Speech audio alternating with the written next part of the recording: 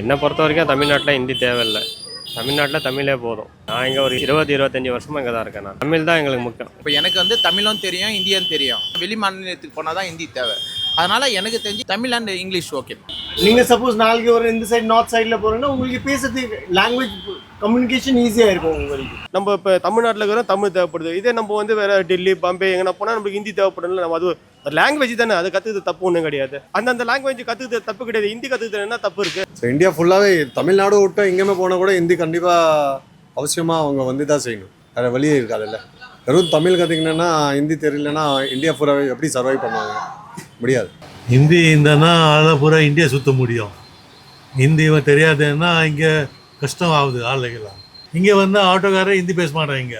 நம்ம தெலுங்குல அப்போ கர்நாடகாவில் போனால் சப்போர்ட் பண்ணுறோம் ஆட்டோக்காரெல்லாம். இப்போ நம்ம தமிழ்நாட்டில் வந்திருக்கோம். தமிழ்நாட்டுக்கு பேசினா தானே பேச வேண்டியது. தமிழில் பேசலைன்னா அப்புறம் எப்படி வரும்? அதே மாதிரி இந்தியா எங்கேயாவது போனால் ஹிந்தி பேசினா உங்களுக்கு பாதிப்பு வராது.